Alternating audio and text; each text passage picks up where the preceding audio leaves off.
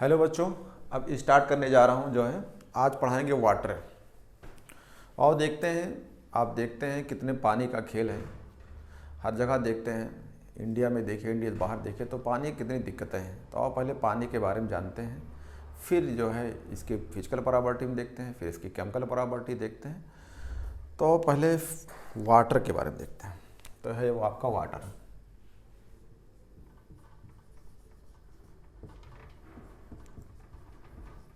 इसका formula H2O होता है। तो बच्चों अगर आप देखेंगे तो जैसे हमारी ह्यूमन बॉडी है, तो ह्यूमन बॉडी में कितने % वाटर होते हैं, या प्लांट्स में कितने % पानी होते हैं। तो पहले देखते हैं ह्यूमन बॉडी में। तो ह्यूमन जो है बॉडी के अंदर तो ये होता है 65%, यानी पूरी बॉडी का वेट देख लीजिए। और उसके बाद जो है जैसे पूरी मैं ही खड़ा हूँ, अब अगर हमें देखा जाए, चेक किया जाए तो इसमें जो पानी होगा वो वाटर जो है 65% होगा, बाकी सब और चीज़ होंगे। अगर ऐसे प्लांट्स में देखते हैं या प्लांट टिश्यू में देखते हैं या प्लांट की बात करते हैं तो कहेंगे अगर प्लांट में देखते हैं तो प्लांट में 95% वाटर होता है। जैसे अभी कोई जो है अक्सर देखते रहते हैं, कोई प्लांट्स है, आपने उसे काट दिया, काटने के बाद अगर आप उसका वेट करेंगे तो काफ़ी वेटेड होगी, लेकिन अगर आप उसे रख देते हैं वो सूख जाती है। यानी उसका मतलब क्या है, उसमें से पानी निकल जाए तो आप देखेंगे कि वो बहुत हल्की हो जाती है। तो इसका मतलब है कि उसमें से वाटर निकल गया होगा। तो प्लांट्स में जो है पानी जो होता है 95% होता है, और ह्यूमन के अंदर, ह्यूमन बॉडी के अंदर जो होती है 65% होती है।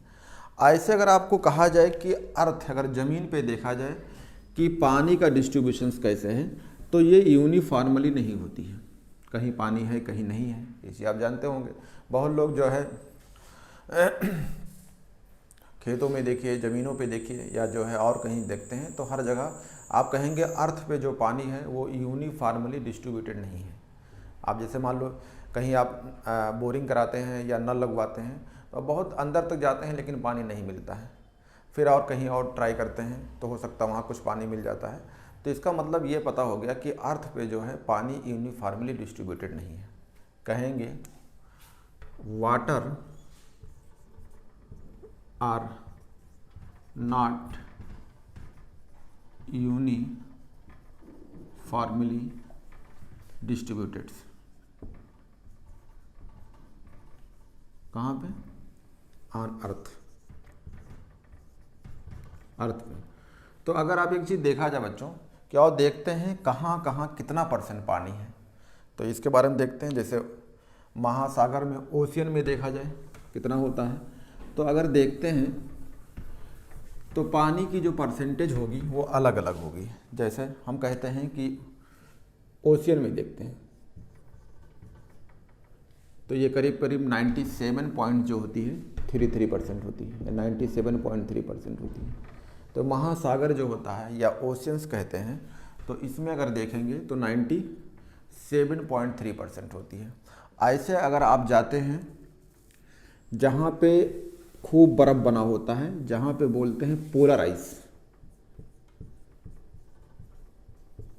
ठीक है, या फिर कह सकते हैं इसको पोलर आइस एंड ग्लेशियर्स में देखते हैं तो करीब करीब 2.04%, यानी पानी जैसे जैसे आप देखेंगे अलग अलग होती है। तो यहाँ पे बर्फ़ बने होते हैं, पानी बहुत कम होती है, आइस के फॉर्म में होती है।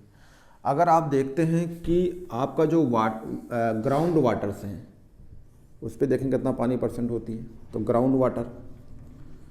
ग्राउंड वाटर में अगर देखेंगे तो ये बहुत ही कम होता है। कितना होता है? करीब करीब जो होती है 0.61% होता है अगर इसमें देखते हैं। अगर आप लेक की बात करते हैं तो इसमें बहुत कम होता है। लेक की बात करते हैं, लेक्स में तो ये जो होता है 0.009% होता है। अगर आप देखते हैं ज़मीन में जो मॉइस्चर्स होती हैं, यानी सॉयल मॉइस्चर्स, उसमें देखा जाए तो ये भी बहुत कम होता है। बस एक ऐसे जनरल नॉलेज के लिए याद रख लीजिए, ये कोई नीट में क्वेश्चन इससे नहीं आते। 0.005% होता है। अगर आप कहते हैं कि एटमॉस्फेयर में जो वाटर होते हैं यानी वेपर के फॉर्म में होते हैं, एटमॉस्फेयर वाटर कह सकते हैं।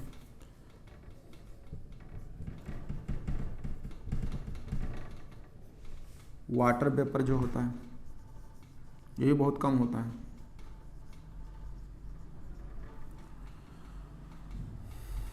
ये भी जो है करीब करीब बहुत कम होती है, 0.001% होता है। तो देख रहे हैं सबसे ज़्यादा पानी तो आपको महासागर में ही है और बाकी में परसेंटेज में बहुत कम है। तो ये रहा आपके वाटर के बारे में, ठीक है। अब देखते हैं वाटर की फिजिकल प्रॉपर्टीज़ क्या है। तो लिखिए physical property of water.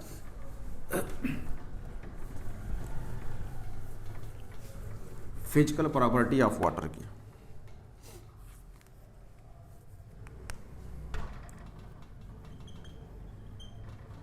Physical properties of water. तो आप जानते हैं कि पानी अगर आप लेते हैं तो पानी में कोई टेस्ट नहीं होना चाहिए, पानी में जो है कोई गंध नहीं होना चाहिए। तो कोई टेस्ट ना हो तो कहेंगे वाटर कैसा हो, टेस्टलेस हो। पानी में कोई कलर नहीं होना चाहिए तो कलरलेस होना चाहिए। पानी में कोई बदबू नहीं होना चाहिए यानी ऑर्डरलेस होना चाहिए। तो आप कह सकते हैं कि वाटर कैसा हो, वाटर का मतलब पहली बात तो कोई कलर ना हो, तो क्या बोलेंगे, वाटर जो है कलरलेस हो। पहली बात, वाटर में कोई टेस्ट ना हो, ठीक है, टेस्टलेस हो। वाटर में कोई बदबू ना हो तो कहेंगे ऑर्डरलेस हो। तो ये जो है इसकी फिजिकल प्रॉपर्टी होती है। अब आजकल देख रहे हैं अक्सर कई सारे मोहल्ले में आप पानी पिएंगे तो उसमें खुशबू आती है, बदबू आती है, ठीक है। उसके कलर देखेंगे तो कोई पीला पीला लगता है, तो वो पानी नहीं, प्योर पानी नहीं है। मतलब ये चीज़ें होना चाहिए, कलरलेस, टेस्टलेस और ऑर्डरलेस।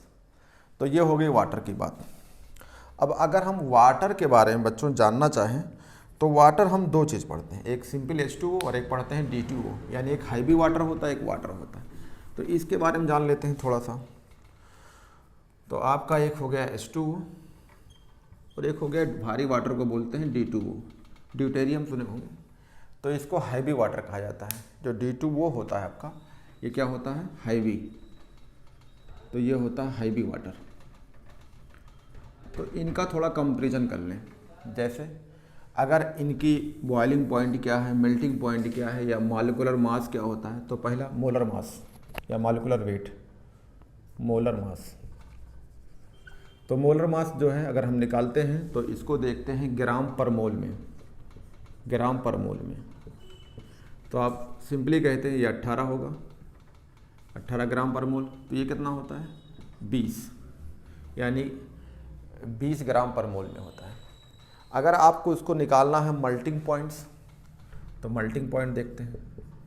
तो मल्टिंग पॉइंट जो आप निकालेंगे वो केल्विन में निकालते हैं। तो इसकी मेल्टिंग पॉइंट होती है 273 केल्विन्स, और इसकी मेल्टिंग पॉइंट जो है थोड़ा सा जो है आपकी ज़्यादा हो जाएगी, थोड़ा सा 276.8। अब अगर मेल्टिंग पॉइंट का बॉइलिंग पॉइंट देखते हैं, तो बॉइलिंग पॉइंट अगर आप देखेंगे तो इसमें भी केल्विन देखते हैं बॉइलिंग पॉइंट्स।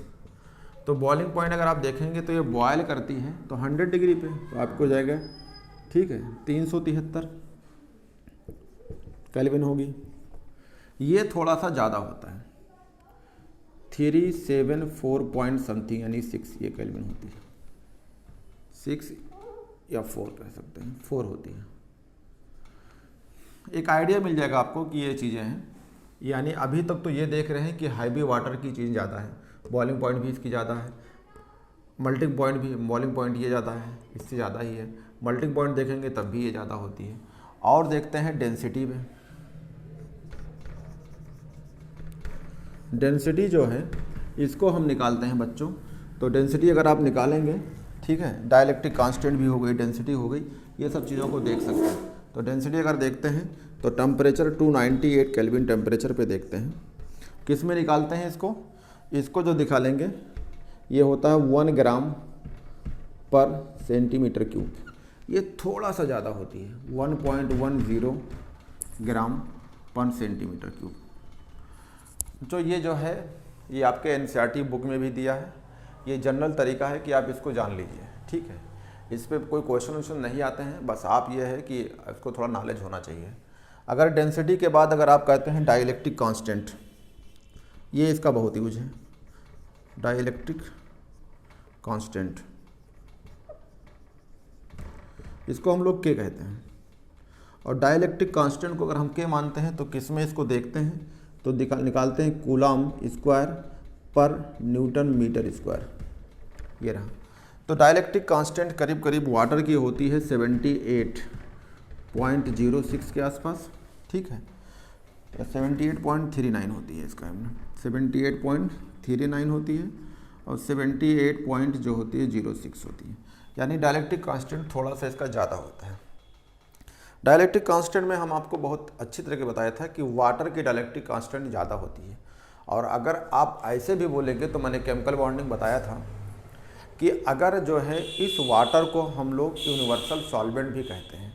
अगर किसी भी लिक्विड की बात करते हैं, चाहे वाटर हो, वाटर को अभी फ़िलहाल के लिए रोक दीजिए और किसी कंपेयर कर लेते हैं, जैसे एल्कोहल है, जैसे आपका जो है केरोसिन है, पेट्रोल है, ठीक है, ईथर है, बेंजीन है। अगर इन सब की बात करते हैं तो उनमें सबसे ज़्यादा डाइलेक्ट्रिक कांस्टेंट अगर देखेंगे तो अगर वाटर को भी कंपेयर करते हैं, वाटर की सबसे ज़्यादा होती है। अब ये डाइलेक्ट्रिक कांस्टेंट है क्या, ये जान लीजिए। आप याद करो केमिकल बॉन्डिंग में हमने पढ़ाया था कि मान लीजिए आपने नमक लिया, ये नमक लिया, NaCl है। अगर NaCl को इसको पानी में डालोगे, मान लो एक गिलास लिया और उस गिलास में जो है, मान लो आपने एक गिलास लिया, ये पानी है, इसमें पानी भरा है, और आपने उसमें जो है 1 चम्मच या जो है 1 स्पून जो है NaCl डाल दिया, तो ये क्या हो जाएगा, अपने आयन में टूट जाएगा, Na पॉजिटिव और Cl नेगेटिव में टूट जाएगा। सेम चीज़ है, अगर आप इसको करेंगे तो ये टूट जाएगा। तो हम कहते थे Na पॉजिटिव Cl नेगेटिव, ये पानी में टूट गया। अगर ये देखा जाए तो इनके बीच में बच्चों, ये जो है इनके बीच में फोर्स ऑफ अट्रैक्शंस होता है, पॉजिटिव निगेटिव होता है, तो इनके बीच में क्या होता है, ये इलेक्ट्रोस्टैटिक फोर्स ऑफ अट्रैक्शंस होता है। अगर ये इलेक्ट्रोस्टैटिक फोर्स ऑफ अट्रैक्शंस होता है, ये इलेक्ट्रोस्टैटिक फोर्स ऑफ अट्रैक्शंस को जो ब्रेक करता है, तोड़ता है, वो क्या करता है, वाटर। जब अगर वाटर है आपका, वाटर H2O है, और अगर इसका डाइलेक्ट्रिक कांस्टेंट से करीब करीब 78 होता है, तो ये क्या करता है, इसको जो है ब्रेक कर देता है, और ये फोर्स ऑफ अट्रैक्शंस को ब्रेक कर देगा तो ये अपने आयंस में हो जाते हैं। तो सिंपल तरीके से अगर आपको समझाना हो कि डाइलेक्ट्रिक कांस्टेंट क्या है, तो एक तरह का ये ऐसा चीज़ है, यानी फोर्स अप करता है, क्रिएट करता है कि कोई भी आयंस होंगे, कोई भी मॉलिक्यूल होगा आयनिक, तो उसको ब्रेक करने में यूज की जाती है, यानी उसको अलग करने में जो फोर्स लगाया जाता है उसी को बोलते हैं डाइलेक्ट्रिक कांस्टेंट। तो देखो ये क्या किया, ये अपने से इसको फोर्स को ब्रेक कर दिया, ब्रेक करने के बाद में क्या हो गया, ये अलग अलग हो जाएंगे। तो वाटर का डाइलेक्ट्रिक कांस्टेंट सबसे ज़्यादा होती है जितने भी आपको सॉल्वेंट की बात करते हैं। अब आगे चलते हैं, डाइलेक्ट्रिक कांस्टेंट हो गया। अगर बच्चों डाइलेक्ट्रिक कांस्टेंट के साथ साथ अगर हम कहते हैं एंथैल्पी ऑफ वेपराइजेशन, ये डाइलेक्ट्रिक कांस्टेंट है। अगर हम एंथैल्पी ऑफ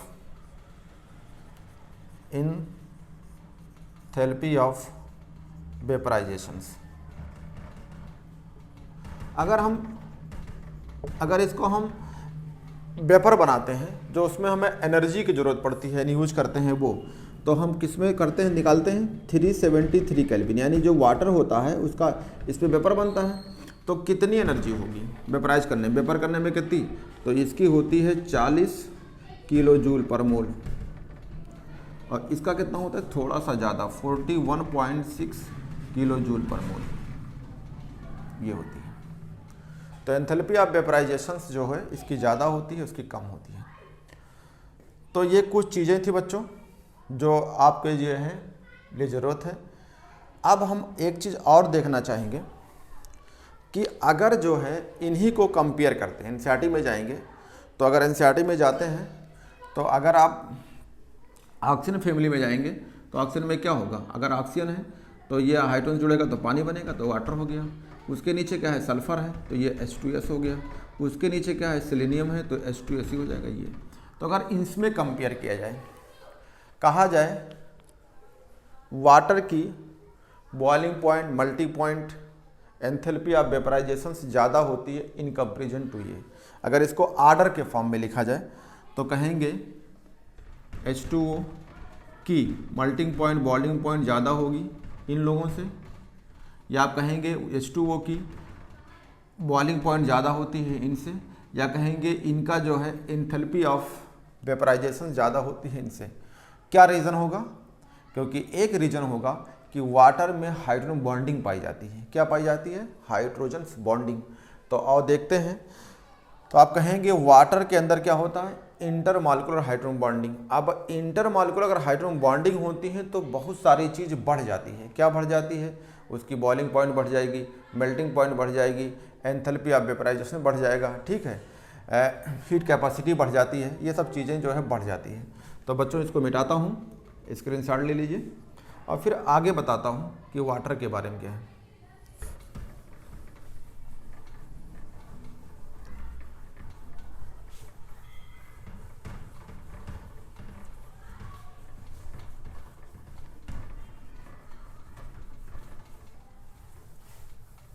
तो कहेंगे water form intermolecular hydrogen bonding, water form intermolecular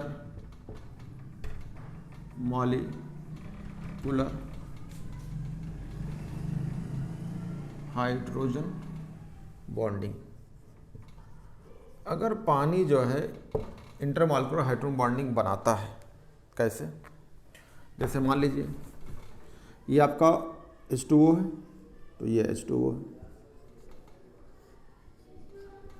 तो ये मीना होगा, ये लीना होगा, यानी इसका मतलब इलेक्ट्रॉन नेगेटिव ज़्यादा है तो इस पर negative charge, partial negative, partial positive, ठीक है।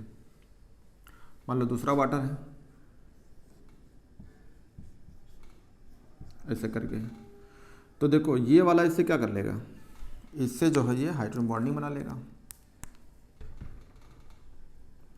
ऐसे इससे हाइड्रोजन बॉन्डिंग बना लेगा। ऐसे अगर आप जोड़ते रहेंगे तो बहुत सारे वाटर जो हैं हाइड्रोजन बॉन्डिंग बनाते रहेंगे। तो इंटर का मतलब बहुत सारे, तो अगर आप कहेंगे तो इस तरह का ये जोड़ते रहेंगे तो इनके अंदर ये हाइड्रोजन बॉन्डिंग बनता रहेगा। तो ये कौन सा हो जाएगा? हाइड्रोजन बॉन्डिंग, यानी इसे बोलते हैं H बॉन्डिंग। एक चीज़ ध्यान दीजिएगा, आपको ये पता है कि हाइड्रोजन बॉन्डिंग कौन कौन बनाता है, तो आप कहते हैं FO या N, ये इलेक्ट्रॉन नेगेटिव एलिमेंट है और इनका अगर आर्डर देखा जाए तो ये फून का आर्डर होता है।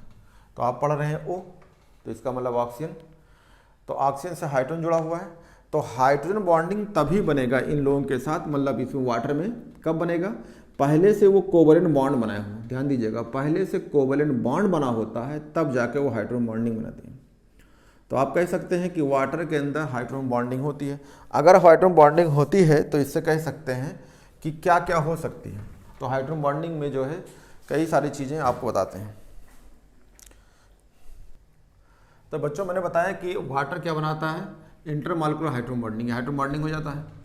लेकिन हाइड्रोजन बॉन्डिंग के वजह से, यानी दैट इज़ वाई वाटर है हाई मेल्टिंग पॉइंट, बता चुका हूँ, high boiling point, high enthalpy of vaporizations and high enthalpy of fusions. ये सब क्या होता है?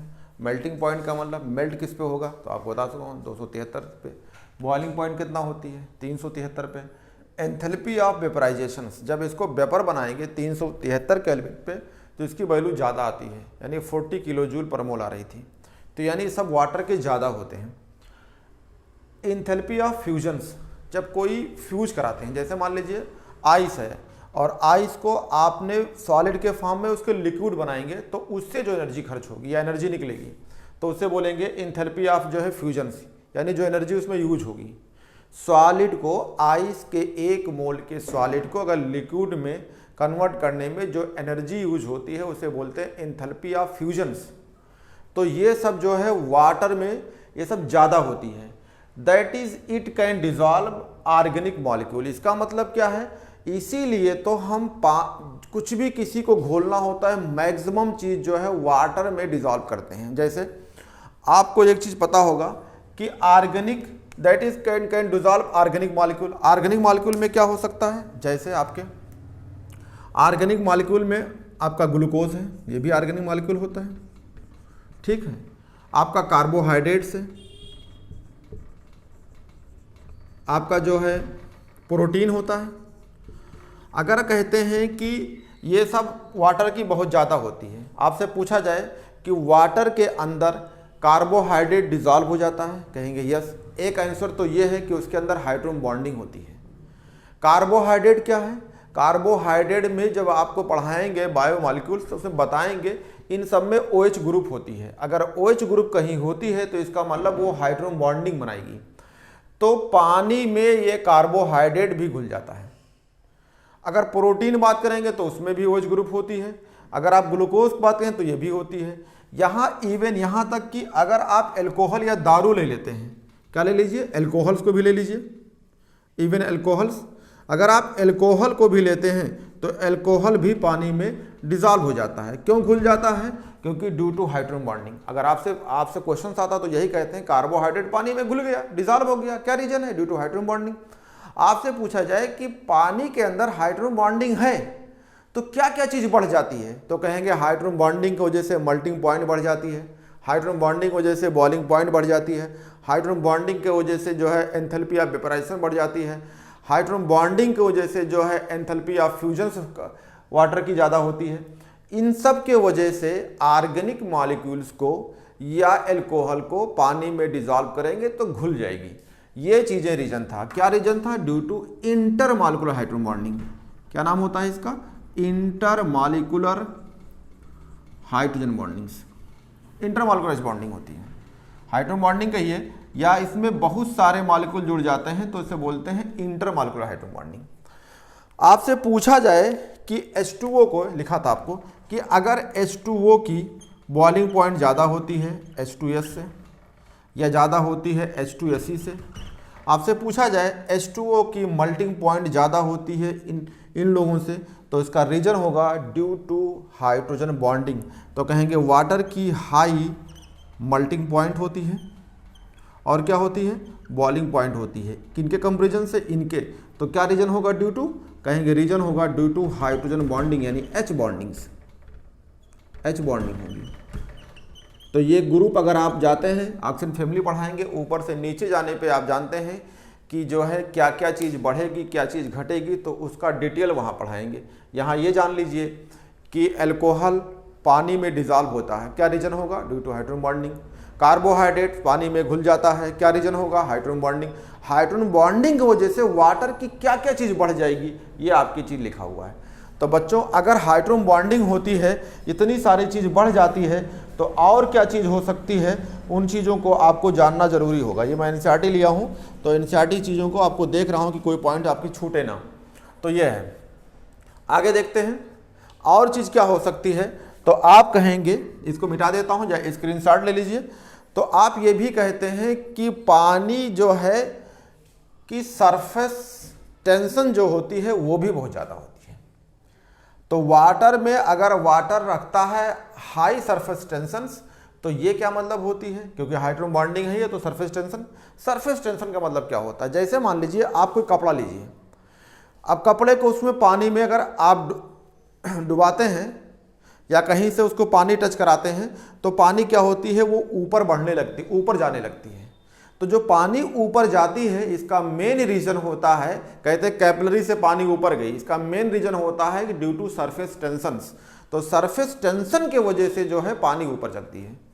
या कोई भी आप जैसे गांव में क्या है, मिट्टी का तेल भर लेते हैं या वाटर भर लेते हैं, उसमें कॉटन रखा देते हैं, तो अगर उसके ऊपर अगर कोई चीज़ लिक्विड उसमें जा रही है, मीन्स हम वाटर पढ़ा रहे हैं तो वाटर की बात करेंगे, तो अगर वो ऊपर चढ़ रही, ऊपर जा रही, तो उसका मेन रीजन होता है जो है सरफेस टेंशन। तो एक बात और कह सकते हैं, इसमें एक दो पॉइंट और जोड़ सकते हैं कि वाटर का जो है सरफेस टेंशन भी ज़्यादा होता है।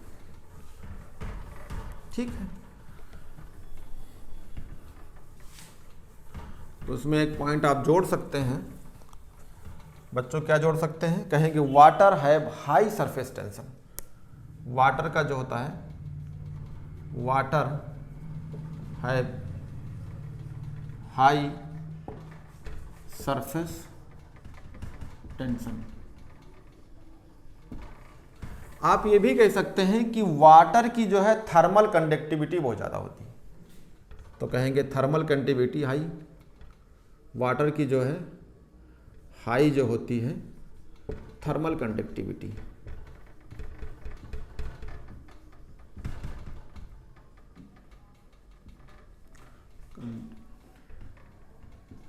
ये क्या होता है, अगर आपने कोई वाटर रखा है, उस वाटर के अंदर आयंस भी तो होते हैं, तो जब आयंस रखते हैं तो आयंस उस वाटर में चलते हैं।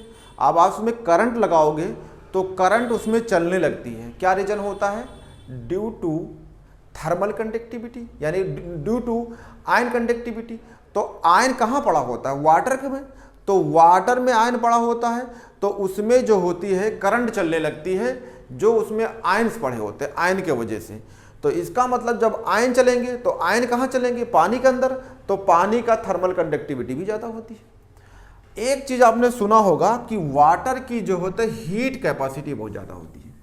ये चीज़ें बड़ी इंपॉर्टेंट हैं। हीट कैपेसिटी, कहेंगे वाटर की जो है हीट कैपेसिटी जो होती है ज़्यादा होती है। अगर वाटर की हीट कैपेसिटी ज़्यादा होती है और वाटर का जो है हीट ऑफ वेपराइजेशन भी ज़्यादा होता है, heat of vaporisation,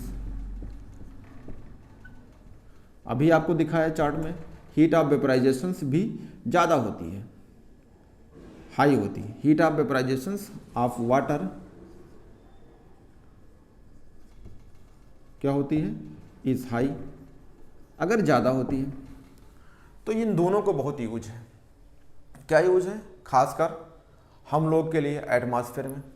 heat capacity समझते हो कि अगर उसको दे दो हीट तो हीट अपने पास रख ले, एब्जॉर्ब कर ले। तो आप देखते होगे अगर आपको हीट वाटर को टेम्परेचर देते हो तो वाटर टेम्परेचर अपने पास रोके रहती है।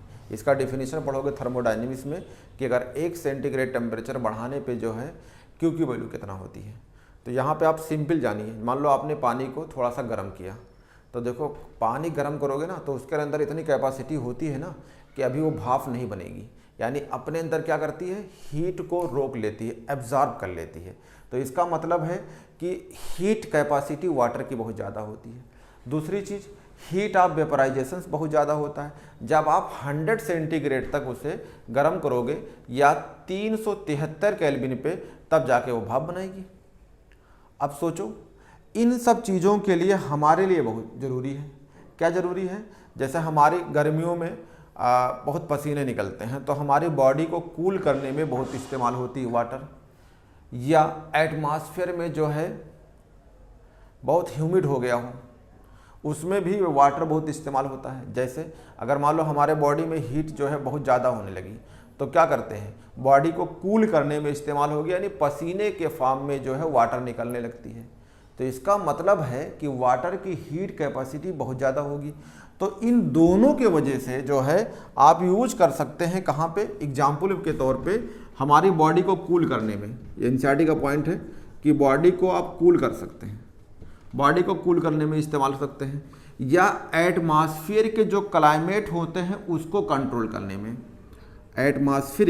एटमॉस्फेयर जो हो क्लाइमेट होते हैं, क्या करेंगे, उसको कंट्रोल करने में, ठीक, कंट्रोल करने में ये वाटर का बहुत योगदान है। हीट बहुत बढ़ गई, जैसे मान लो हमारी बॉडी की हीट बहुत ज़्यादा बढ़ गई तो क्या होगा, बॉडी से पसीना निकलने लगेगा, तो इसका मतलब क्या हो, बॉडी हमारी कंट्रोल में आ जाएगी। एटमॉस्फेयर में बहुत ज़्यादा कोई ह्यूमिड है तो उस टाइम जो है ये वाटर जो वेपर के फॉर्म में होते हैं ये एटमॉस्फेयर को कंट्रोल कर लेते हैं। तो हीट कैपेसिटी वाटर की ज़्यादा का मतलब है अगर आप पानी को थोड़ा सा हीट देंगे तो वो पानी अपने अंदर हीट को एब्जॉर्ब कर लेंगी, यानी आप इतना ज़्यादा हीट दे देंगे, जब उसे 100 सेंटीग्रेड देंगे तब जाके भाप बनेगी। तो इसका मतलब पानी का हीट कैपेसिटी बहुत ज़्यादा है। वेपराइजेशन क्यों ज़्यादा है, जब उसको 100 तक पहुँचा देंगे तब जाके वो भाप बनेगी। इसका मतलब है कि उसकी कैपेसिटी बहुत ज़्यादा होती है हीट लेने की। तो कहते हैं कि पानी की हीट कैपेसिटी बहुत ज़्यादा होती है और हीट ऑफ वेपराइजेशन भी बहुत ज़्यादा होता है। इनके वजह से जो है बॉडी को कंट्रोल करने में, या हमारे जो एटमॉस्फेयर है ये ह्यूमिड है उनको भी कंट्रोल करने में जो है इसका वाटर का बहुत योगदान होता है। आगे चलते हैं बच्चों, अब हम पढ़ते हैं आपका स्ट्रक्चर ऑफ वाटर के बारे में। ये कुछ नॉलेज के लिए था, आपको बता दिया मैंने। अब आते हैं स्ट्रक्चर्स पे। स्ट्रक्चर ऑफ वाटर,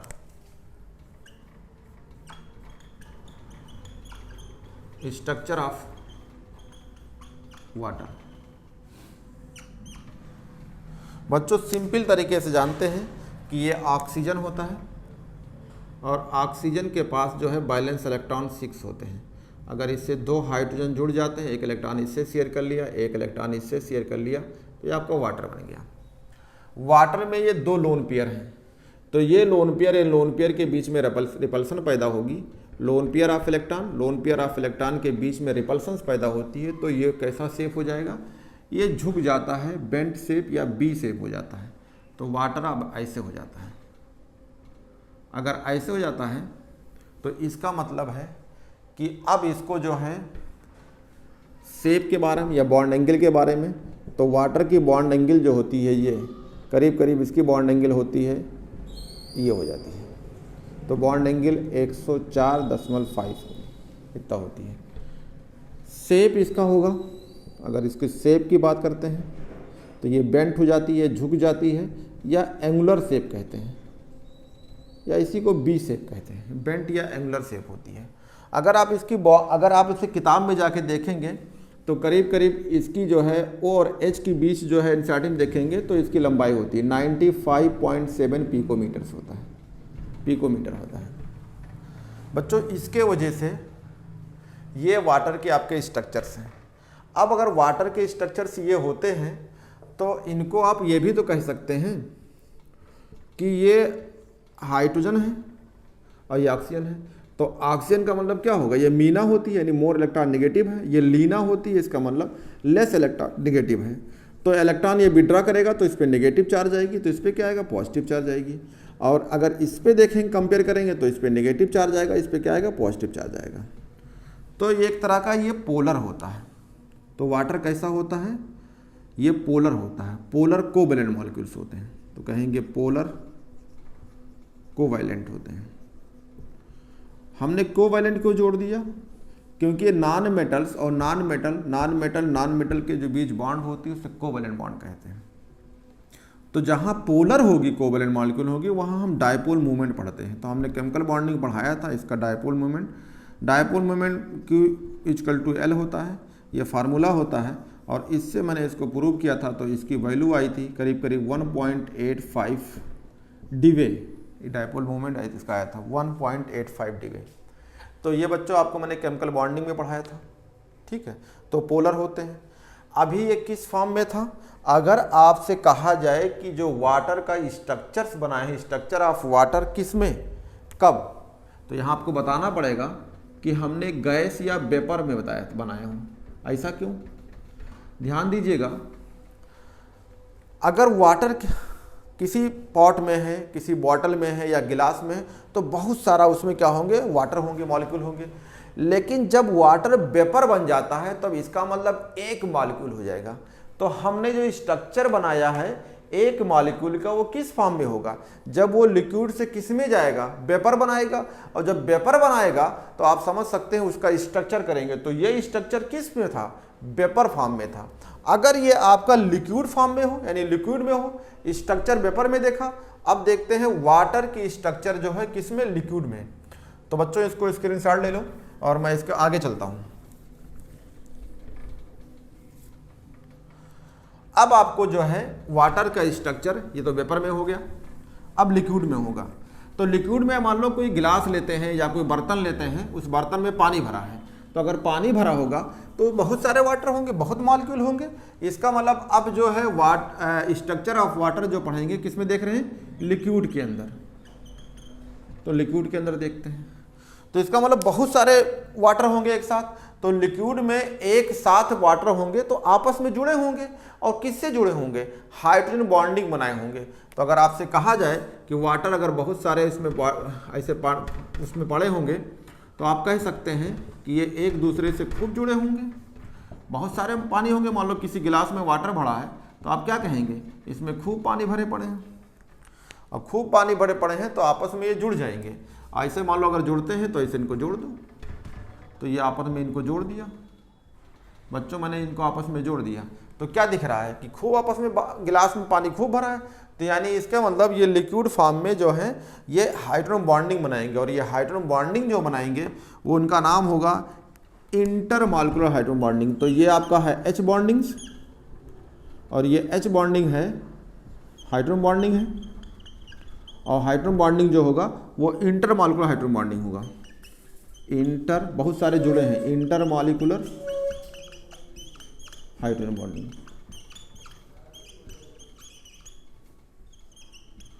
तो ये हम सिंगल एक के बारे में बात नहीं कर सकते हैं।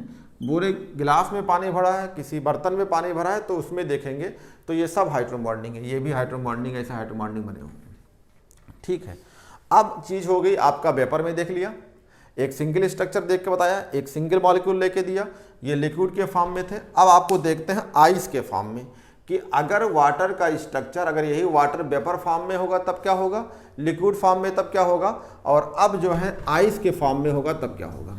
तो अगला देखते हैं इसमें आइस के फॉर्म में। तो स्ट्रक्चर ऑफ वाटर जो होगा अब की होगा आइस में। तो अब पढ़ने जा रहे हैं आइस में। तो बच्चों अगर आइस की बात हम करेंगे तो एक जानते हैं कि एक वाटर मॉलिक्यूल होगा 4 वाटर मॉलिक्यूल से क्या होता है, घिरा होता है, सराउंडेड हो। कहेंगे 1 water molecule is surrounded by 1 water molecules, 1 water molecule is surrounded by 4 water molecules. यानी एक वाटर मॉलिक्यूल कितने से, 4 वाटर मॉलिक्यूल से घिरा होगा। आओ देखते हैं, अगर मान लीजिए आपका ये वाटर है, ये वाटर है तो इसको 4 वाटर मॉलिक्यूल्स में घेरता हूं।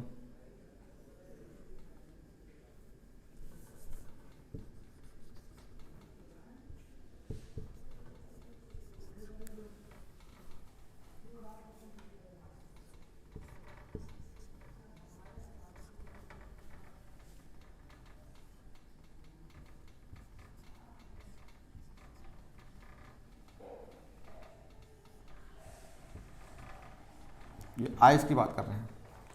तो देखते हैं ये वाला क्या करेगा, इससे हाइड्रोजन बॉन्डिंग बना लिया। ये वाला क्या करेगा, इससे हाइड्रोजन बॉन्डिंग बना लिया। ये वाला किससे करेगा, हाइड्रोजन बॉन्डिंग बना लिया। ये इससे हाइड्रोजन बॉन्डिंग बना लिया। ठीक है, ऐसे देखेंगे तभी आपको दिखता है।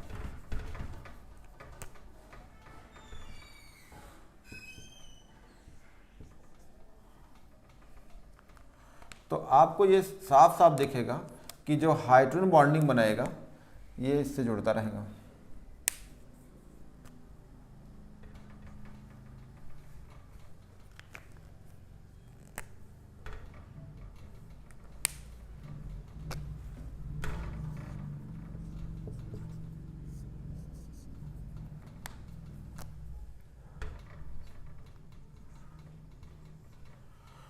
तो देखो बच्चों, अगर हाइड्रोजन बॉन्डिंग आप बना के दिखा रहे हैं,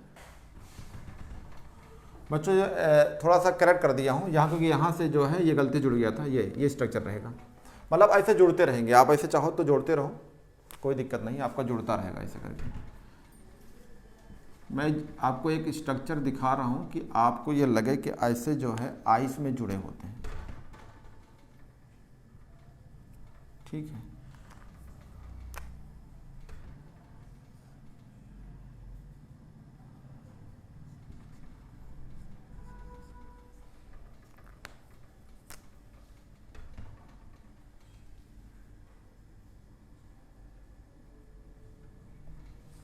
तो आवाज़ ऐसे जुड़ जाएगा। ठीक है, एक दूसरे से ये आपस में जुड़ते रहेंगे। ये देखो, ये आपको साफ साफ दिख रहा है। ये ऐसे जब जुड़ेंगे तो बीच बीच में स्पेस आएगा, क्या खाली जगह आएगा। तो जब आइस जुड़ता है वाटर से तो उनके बीच बीच में स्पेस होता है। इसे क्या बोलते हैं, इसे बोलते हैं ओपन केज लाइक, ये खुला हुआ जगह है यानी एम्प्टी स्पेस होगा, और इस स्पेस को बोलेंगे ओपन स्पेस, तो इसे बोलेंगे ओपन स्पेस है। अगर ये ओपन स्पेस है तो इस स्पेस का नाम होता है केज लाइक स्ट्रक्चर्स। कैसा स्ट्रक्चर होता है? जैसे गुफा, इस बार गुफा करें, पिजड़े लाइक स्ट्रक्चर होता है केज, तो इसको बोलते हैं केज लाइक, इसे केज लाइक स्ट्रक्चर बोलते हैं। अब आप खुद सोचो बच्चों, अगर हम आइस बनाते हैं यानी बर्फ़ बनाते हैं, तो जो आइस जुड़ेगा उसमें, आइस का मतलब जब वाटर जुड़ेगा तो उसमें आप क्या कहेंगे, उसमें बीच बीच एम्प्टी स्पेस होगी, ऐसे खाली स्पेस मिलेंगे, खाली स्पेस, ऐसे खाली स्पेस मिलेंगे। तो जो वाटर जुड़ेगा तो उनके बीच में क्या होंगे, खाली स्पेस मिलेंगे। तो आप खुद सोच सकते हो कि अगर अगर बर्फ़ में खाली स्पेस है या अभी कहीं भी खाली स्पेस है, आप कोई बॉल लीजिए, अगर मान लो कोई प्लास्टिक की बॉल लेते हो और अगर उसमें देखेंगे तो आप क्या करते हैं, बॉल को अगर पानी में डाल देते हैं तो वो तैरती रहती है। इसका रीज़न क्या होगा कि बॉल अंदर ठोस नहीं है, वो एम्प्टी स्पेस है, तो उसके अंदर क्या भरी होगी, ईयर के वजह से वो क्या करती है, वाटर पे फ्लोट करने लगती है, तैरने लगती है। सेम कहानी है आपकी जो है आइस के अंदर, कि आइस के अंदर से बहुत सारे मॉलिक्यूल जुड़े होंगे। बहुत सारे मॉलिक्यूल का मतलब एक वाटर मॉलिक्यूल होगा, उससे 4 वाटर मॉलिक्यूल जुड़े होंगे, एक वाटर से मॉलिक्यूल से 4 वाटर मॉलिक्यूल जुड़े होंगे। तो इसका मतलब है कि आप ये कह सकते हैं कि जो आइस का स्ट्रक्चर होता है वो कैसा होता है, तो कहेंगे structure of ice cage like. तो आप लिख सकते हो, यहाँ पे एक लाइन कह सकते हैं, जो आइस की स्ट्रक्चर होगी ओपन स्पेस या केज लाइक होगी, तो कहेंगे ओपन केज लाइक स्ट्रक्चर। ये जो है ओपन केज लाइक स्ट्रक्चर हो जाएगी आइस की। इसके वजह से क्या होगा, इसके वजह से बच्चों कई सारी चीज़ें आप कह सकते हैं। क्या कहते हैं, एक चीज़ आप याद करते हैं कि डेंसिटी जो है, अब ये कम्पैक्ट पैक तो है नहीं, खाली स्पेस है, तो आप क्या कहेंगे कि डेंसिटी जो है आइस की जो होती है कम होती है इन कंपैरिजन टू वाटर। तो ये लाइन लिख सकते हैं कि density of ice is less than water. ये बात आपके समझ में आ गया होगा कि वाटर के कंपैरिजन में, ठीक है, आइस की डेंसिटी कम होती है। क्यों कम होती है, इसके बाद समझो। जैसे आप कह सकते हैं कि कोई एक एरिया होती है, कोई एक वॉल्यूम होता है, एरिया मतलब वॉल्यूम होती है, उस वॉल्यूम में आप ये चीज़ कह सकते हैं कि बहुत सारे लोग बैठे हों। ऐसे मतलब ये एरिया है, यहाँ पे बहुत सारे कोचिंग करने वाले बच्चे हैं, बहुत ठूस के बैठे हैं इतने एरिया में, तो क्या कहेंगे, बहुत डेंस है। तो अब आइस में क्या होता है, जब वाटर के मॉलिक्यूल होते हैं बीच बीच में स्पेस खाली होती है, तो इसका मतलब वो वाटर जो है बहुत कॉम्पैक्ट नहीं होता है, उस खाली स्पेस पड़े होते हैं, तो वॉल्यूम तो बहुत ज़्यादा हो गई, लेकिन आप क्या कहेंगे कि उसमें जो है बीच बीच स्पेस है बहुत डेंस नहीं है। तो इसका मतलब है कि आइस की डेंसिटी जो होती है कम होती है इन वाटर कंपैरिजन में। एक चीज़ ध्यान दीजिएगा कि डेंसिटी और वॉल्यूम में रिलेशंस क्या है। आप ये भी जानते हैं कि अगर हम ये फार्मूले से पढ़ें कि D = होता है m/v, तो अगर किसी की डेंसिटी जो है कम होती है तो वॉल्यूम क्या होगी, ज़्यादा होगी।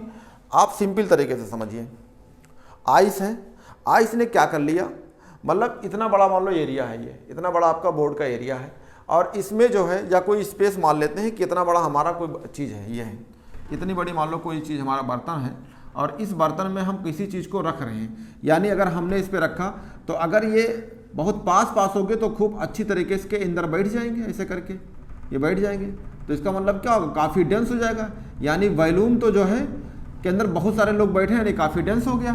लेकिन आइस में क्या होता है, जब हम आइस को इसके अंदर रखते हैं तो आइस में छोटे छोटे तो क्या होते हैं, स्पेस भी होती है, वॉल्यूम तो खूब कवर कर लिया, यानी वॉल्यूम बढ़ गई, लेकिन डेंसिटी इसकी क्या हो जाती है, कम हो जाती है। तो ये कहा जाता है कि आइस की जो डेंसिटी होती है, क्योंकि बीच बीच में स्पेस होते हैं, तो वॉल्यूम तो खूब कवर कर लिया, लेकिन मतलब क्या है, अब ये मास क्या होगा, मास इसका कांस्टेंट होता है, तो वॉल्यूम तो आइस की बढ़ जाएगी, लेकिन डेंसिटी क्या हो जाएगी, कम हो जाएगी।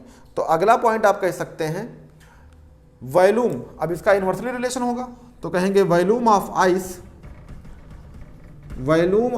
Ice is greater than water.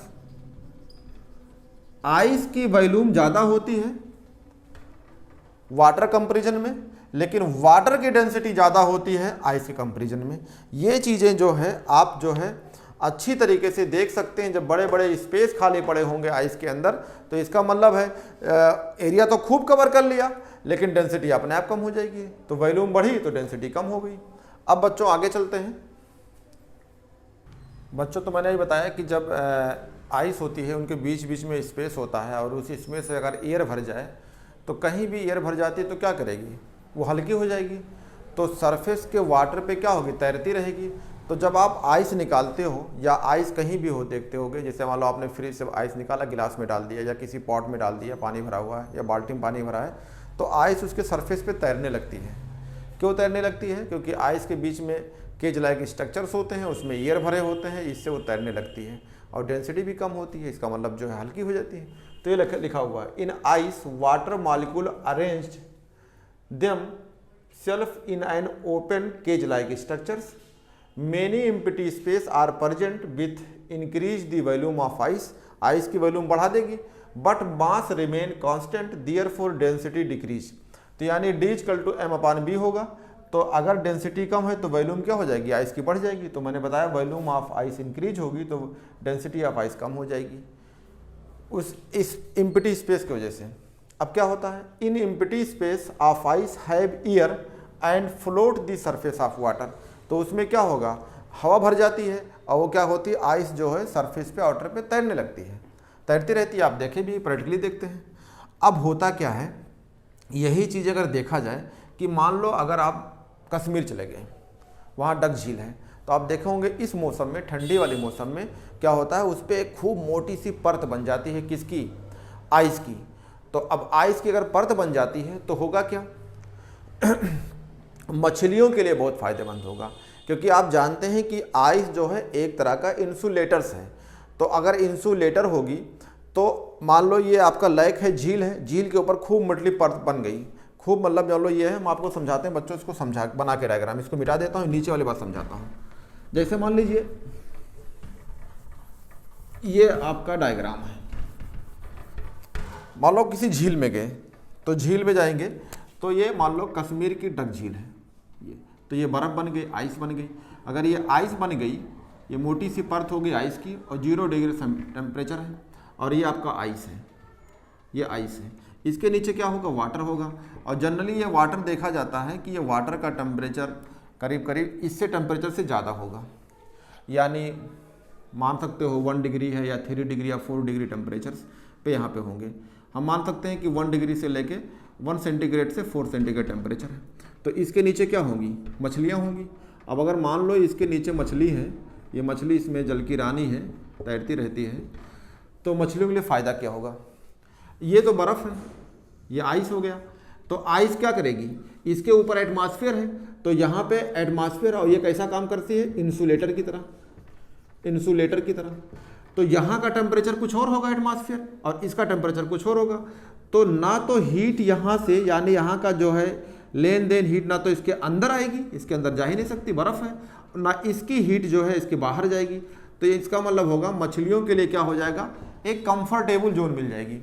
इसका मतलब ये है कि जो है हमारे इकोनॉमी के लिए बहुत फ़ायदा रहेगा कि ठंडी में बहुत ज़्यादा टेम्परेचर गिर गया है और यहाँ का टेम्परेचर और यहाँ का टेम्परेचर डिफरेंस रहेगा, इसीलिए ये आइस एक तरह की उस पे ऊपर एक लेयर बन जाती है और मछलियों के लिए और जीव जंतु के लिए फ़ायदा रहेगा। तो ये लाइन लिखा हुआ है, इन विंटर सीजन यानी ठंडी की बात करते हैं, ice form on the surface of lake provide thermal insulator. ये देखो कैसा काम करेगी, थर्मल यानी हीट को ना आने देगी ना जाने देगी, ये थर्मल इंसुलेटर की तरह करेगी। Which ensure the survival of aquatic life, तो यानी इक्वेटिक लाइफ को जो है इंश्योर कर देती है, यानी एक तरह का हमारे इकोनॉमी में बहुत काम आएगी। तो कहते हैं अगर ऐसा होता है तो ग्रेट इकोनॉमिक्स, इसका मतलब है मछलियों या जीव जंतु के लिए कोई दिक्कतें नहीं पैदा होंगी, मरेंगी नहीं।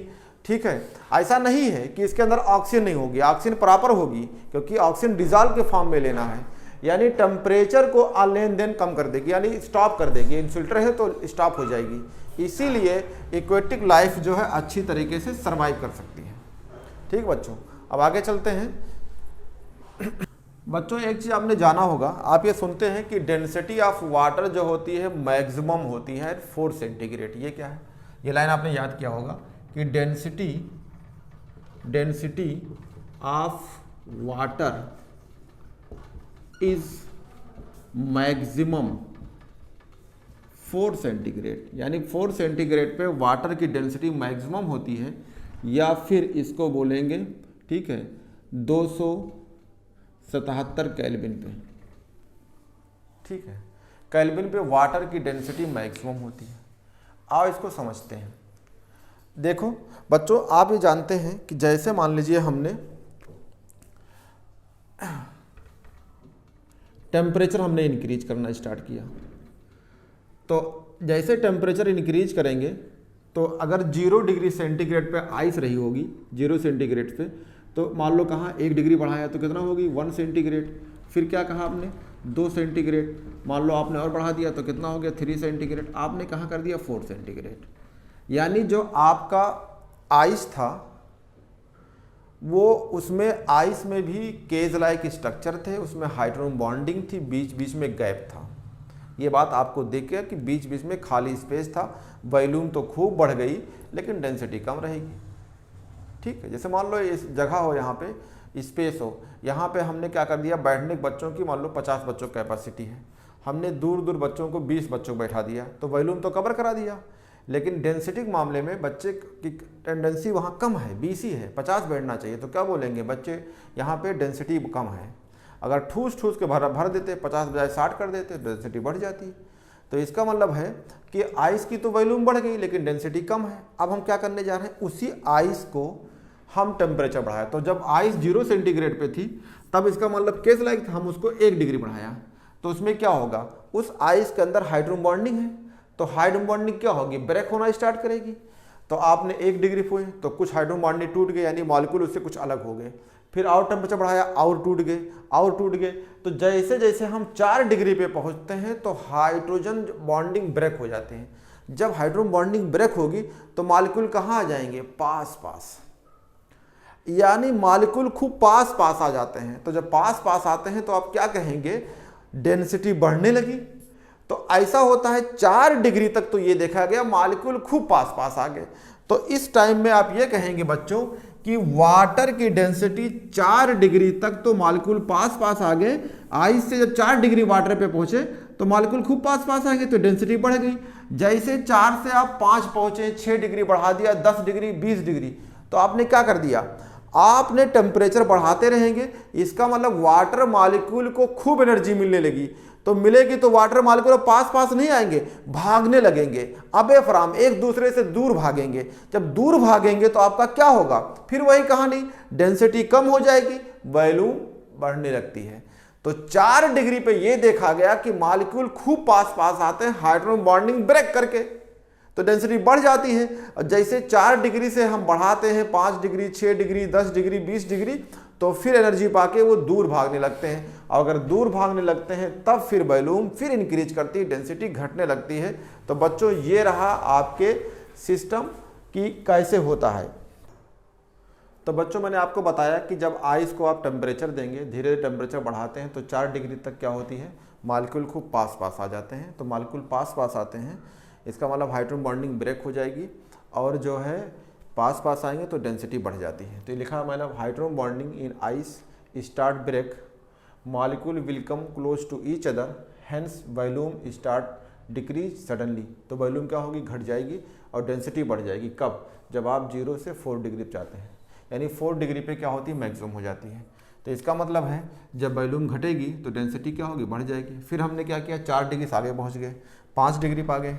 अगर हमने टेम्परेचर जो है 5 डिग्री कर दिया, टेम्परेचर जो है हमने इंक्रीज किया 5 डिग्री, वहीं से 4 से चले गए 5 पे, और 5 से 8 पे गए, 10 पे, 20 पे। तो इसका मतलब क्या होगा, फिर वही है, वाटर मॉलिक्यूल को हम क्या दे रहे हैं, एनर्जी दे रहे हैं। तो वाटर मॉलिक्यूल्स को एनर्जी मिल जाएगी। जब एनर्जी मिलेगी भाई तो दूर भागेगा, पहले तो पास पास था अब दूर भागेगा। तो जब दूर भागेगा तो इसका मतलब है फिर वॉल्यूम बढ़ जाएगी, डेंसिटी घट जाएगी। तो water molecule energy increase after moving away from each other.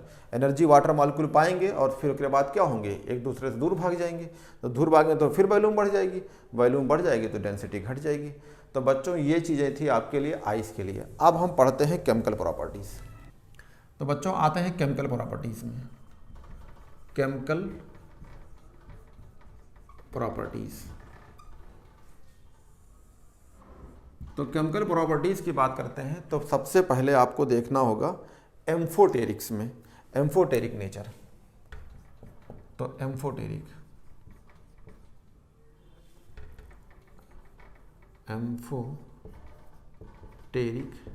Nature, इसका मतलब है अगर वाटर को हम एम्फोटेरिक में देखते हैं, यानी एम्फोटेरिक मतलब क्या हो, एसिड और बेस की तरह दोनों काम करता हो। तो कब करेंगे, अगर हम इसे ब्रॉन्स्टेड, लोरी ब्रॉन्स्टेड थ्योरी थी इक्विलिब्रियम में, तो वहाँ से अगर हम ब्रॉन्स्टेड थ्योरी को लाते हैं तो ब्रॉन्स्टेड थ्योरी के अनुसार लाएंगे तो वाटर जो है किसी के साथ एसिड की तरह काम करेगा और किसी के साथ बेस की तरह काम करेगा। तो इसका मतलब आओ देखते हैं वाटर जो है एम्फोटेरिक नेचर कब होगा, ब्रॉन्स्टेड के अनुसार। नाम सुना होगा, लोरी ब्रॉन्स्टेड पढ़ाया था आपको, याद करिए, ब्रॉन्स्टेड थ्योरी, ब्रॉन्स्टेड थ्योरी के अनुसार याद करिए, इक्विलिब्रियम में है ब्रॉन्स्टेड थ्योरी। तो जैसे पहला पॉइंट, अगर हमने वाटर ले लिया तो वाटर लिक्विड के फॉर्म में है।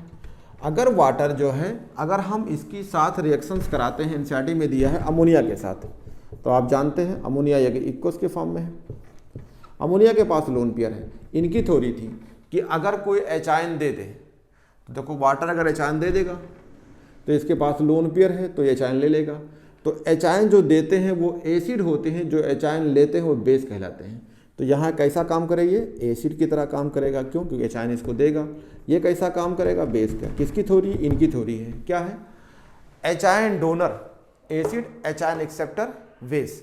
तो इनके अनुसार तो जब इसको देगा तो क्या हो जाएगी, जब ये इसको देगा तो यहाँ बन जाएगा OH माइनस, एच आयन चला गया इक्वस के फॉर्म में, और जो है यहाँ पे इसको देगा तो क्या बन जाएगा, ammonia minus, NH4 positive equals के फॉर्म में। तो देखो अगर ये एसिड है तो इसका कॉन्जुगेट बनेगा, इगुम नाम सुना होगा, इगुम हिंदी में बोलते हैं, इंग्लिश में बोलते हैं कॉन्जुगेट। तो इसका जो कॉन्जुगेट होगा ये, तो आप कह सकते हैं कि ऐसे कह दीजिए कि वाटर का जो है, ये वाटर है, इसका कॉन्जुगेट बना है ये। तो ये कौन सा हो जाएगा, ये एसिड है तो क्या बनेगा, कॉन्जुगेट बेस, कॉन्जुगेट बेस हो गया। अब अगर ये बेस है तो वो क्या बनेगा, कॉन्जुगेट एसिड्स, किसका बनेगा, इसका बनेगा। तो एनसीईआरटी में आप इस चीज़ को देखेंगे, ये सब मिलेगा। अगर इसकी बात करते हैं तो ये हो जाएगा कॉन्जुगेट एसिड, इसको CA भी कह सकते हैं, C माने कॉन्जुगेट, A माने एसिड्स, तो इससे बोलेंगे कॉन्जुगेट एसिड हो जाएगा। एक चीज़ ये हो गया पहला रिएक्शंस। अगर हम दूसरा देते हैं यही वाटर को, फिर से अगर यही मेरा वाटर है, ये वाटर है, वाटर किस फॉर्म में है, लिक्विड के फॉर्म में है, और अगर हम यहाँ पे चेंज कर दिया, आपकी हमने H2S ले लिया और H2S को हमने इक्वस में लिया और इसको हमने लिक्विड में लिया, तो जैसे ही अगर ऑक्सीजन फैमिली में जाते हैं, H2 वो है, H2S है, H2SE है, बच्चों ध्यान दीजिएगा, जैसे ऊपर से नीचे जाते हैं तो एसिडिक करैक्टर बढ़ती है, यानी साइज बढ़ेगी, एच आयन जल्दी दे देगा। तो यहाँ पे आप कैसा काम करेगा, ये अभी यहाँ पे अब ये काम करेगा एसिड की तरह। तो मान लो ये एसिड की तरह काम करेगा, तो ये कैसा काम करेगा, बेस। अब क्या होगा इसमें, ये एच आयन इसको दे देगा तो ये एसिड होगा।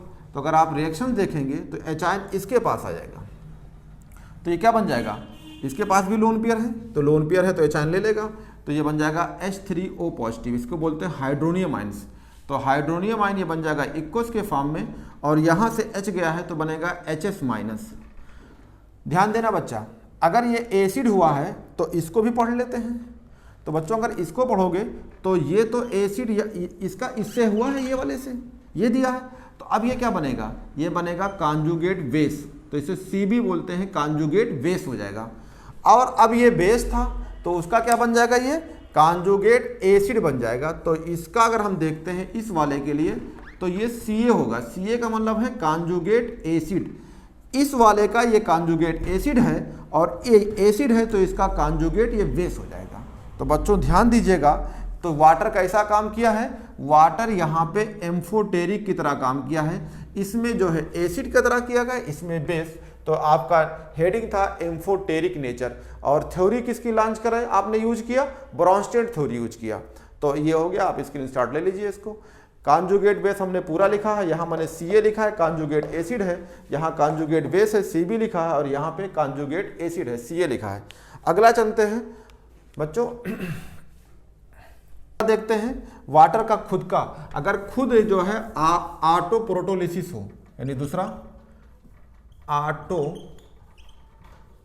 प्रोटोलिसिस। ऑटो प्रोटोलिसिस मतलब होता है सेल्फ आयनाइजेशन, इसे कहेंगे खुद टूट जाए, तो इसको क्या बोलेंगे, सेल्फ आयोनाइजेशन। सेल्फ आयोनाइजेशन यानी खुद टूटने को बोलते हैं। तो देखते हैं सेल्फ आयोनाइजेशंस में, सेल्फ आयोनाइजेशंस जो है कभी S से लिखा होता है, कभी Z से लिखा होता है, कोई कन्फ्यूजन नहीं होना चाहिए इसमें। ये रहा H2O, तो हमने H2O लिक्विड लिया, एक मॉलिक्यूल मतलब एक मोल और ले लिया, दो ले लिए। तो इसमें अगर आप देखेंगे बच्चों, तो इसमें क्या होगा, अगर मान लो ये वाला H आयन इसको दे दे या ये वाला इसको दे दे, कोई इसमें से खुद की बात करते हैं, तो चलो माना इसको दे दिया मैंने, तो इसके पास लोन पेयर है, तो जब एक H आयन इसको देगा तो ये क्या बन जाएगा, H3O पॉजिटिव इक्वस में, और यहाँ क्या बनेगा, ये बन जाएगा OH माइनस इक्वस, ये रहा। अब आप कंपेयर कर सकते हैं, अगर इसने जो है, ध्यान दीजिएगा, अगर हमने जो है हमको अब यहाँ पे अगर हमने बना के दिखाया है तो आपको बताना पड़ेगा, चलो ठीक कोई दिक्कत नहीं। हमने अगर इसको H आयन दे दिया इस वाले को, ठीक है, अब हमको ऐसे बोलना पड़ेगा कि इसने H आयन इसको दिया है, क्योंकि यहाँ पहले बना दिया हूँ तो ये बोल देते हैं। अगर H आयन इसको दिया है, इसको दे दिया, तो ये कैसा काम करेगा, एसिड की तरह, और H आयन ये लेगा तो कैसा काम करेगा, बेस की तरह। अच्छा, जब ये इसको दे देगा तो ये बेस था, तो ये कैसा बनेगा, अब इसी का कॉन्जुगेट होगा ये, लेकिन ये कैसा होगा, एसिड। तो यहाँ बोलेंगे कॉन्जुगेट ये एसिड है, कॉन्जुगेट एसिड है। बच्चों एक बार मैं समझा देता हूँ, हमने एसिड लिख दिया है तो लोन पेयर इसको दे दिया है, सॉरी लोन पेयर करें, H आयन इसको दे दिया है, तो यहाँ एक H आयन और आ गया तो ये बन गया। तो आप कहेंगे इस वाले का ये कॉन्जुगेट, ये बेस था तो उसका कॉन्जुगेट एसिड बन गया। अगर हम जो है एसिड है तो अब ये क्या बनेगा, ये वाला इसका कॉन्जुगेट बेस बनेगा, तो कहेंगे ये जो है कॉन्जुगेट ये बेस हो गया। किसका हो जाएगा, आप कह सकते हैं कि इसका है, ये एसिड है तो इसका ये कॉन्जुगेट है। तो ये सेल्फ वाले हो गए। अगला बच्चों पढ़ सकते हैं, इन्हीं में हेडिंग है जिसका नाम है आपका, वो है थर्ड वाले में, जिसे बोलते हैं रिडॉक्स रिएक्शंस। तो आओ देखते हैं रिडॉक्स रिएक्शंस।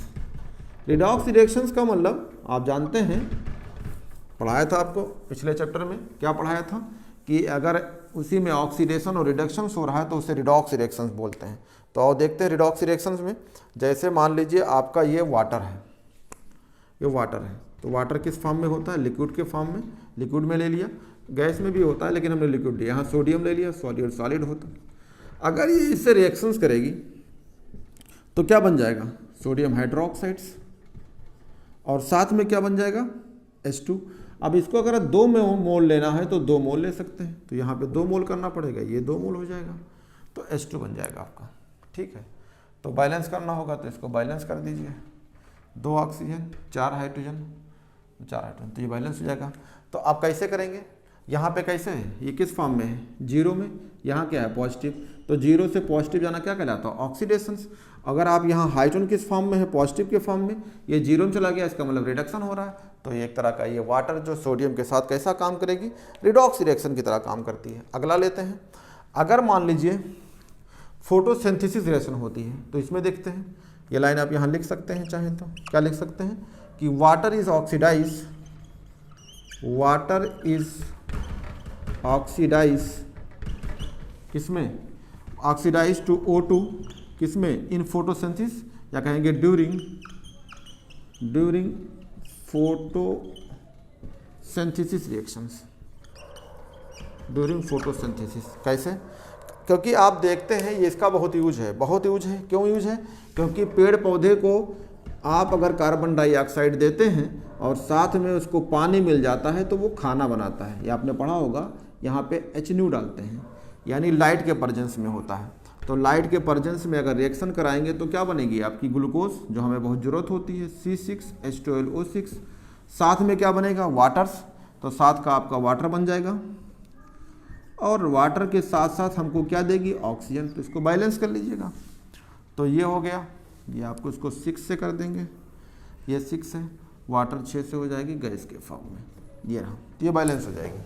तो एक तरह का रिएक्शन ये होता है, क्योंकि हम लोगों की लाइफ में बहुत ज़रूरी है कि हम अगर ऑक्सीजन कार्बन डाइऑक्साइड निकाल रहे हैं या जीव जंतु निकाल रहे हैं और अगर पेड़ पौधों को देते हैं, उनको साथ में वाटर देते हैं, फोटोसिंथेसिस कराते हैं, तो हम देखो कार्बोहाइड्रेट भी यूज करेंगे और साथ में हमें क्या मिलेगी? ऑक्सीजन मिलेगी। अगला एक रिएक्शन और है बच्चों कि अगर फ्लोरीन है, F2 है, गैस के फॉर्म में है, इनकी रिएक्शन अगर हम वाटर से कराते हैं, ये रहा, अगर हम इसको 2 मोल ले लें, ये भी 2 मोल ले लेते हैं, तो NCERT का रिएक्शन है कि H पॉजिटिव इक्वस बनेगा 4H आयन और साथ में बनेगा F क्लोराइड आयन इक्वस के फॉर्म में, ये भी 4 बनेंगे और साथ में O2 निकलेगा गैस के फॉर्म में। तो बच्चों ये रहा, ठीक है, इसको आप स्क्रीनशॉट ले लीजिए।